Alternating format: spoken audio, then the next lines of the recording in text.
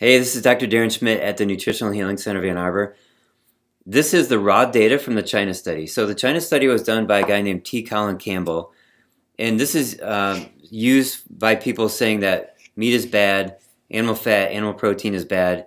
You should focus on vegetables for your diet. Now, if you look at the raw data, though, that has a different message. So this is an exploratory epidemiological study, which means that it's hard to get facts from it in the first place. And there's statistics about the studies. And the first statistic is that the chance of getting truth from this kind of a study is 1 in 10.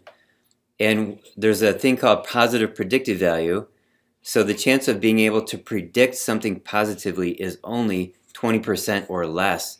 And you really want that to be over 80%. You can only do that with randomized controlled trials or clinical trials. So here we go with the China study raw data. I have 4 slides. The first one is all-cause mortality versus red meat. So all-cause mortality is very important.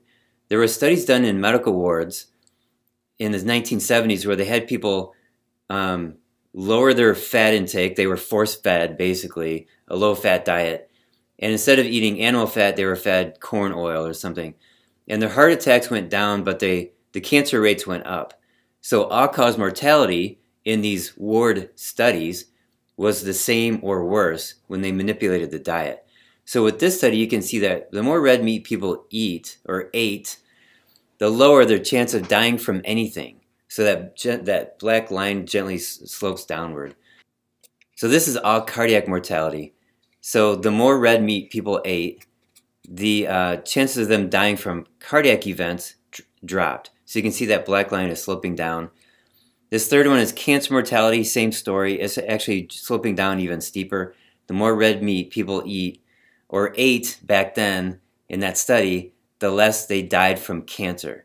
So red meat is actually a very healthy food. It's a sort of like a superfood, if you will.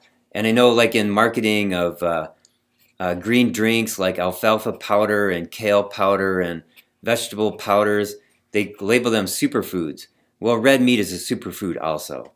The last slide is all-cause mortality versus wheat. So the more wheat people ate, the higher their chance of dying from everything or anything. So you can see that black line is sloping up. Now we know that a lot of people know that wheat is bad. It's got gluten in it. That's been kind of a buzzword for probably 10 years. And then it's inflammatory. Now, it's been very highly processed today, and they put bromine in it, and there's a lot of reasons why not to eat wheat.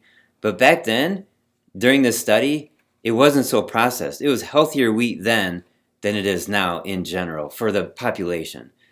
Okay, so there's my little short take on the China study raw data, and you can look this up for yourself. If you like this information, please give me a thumbs up and share and subscribe. Thanks.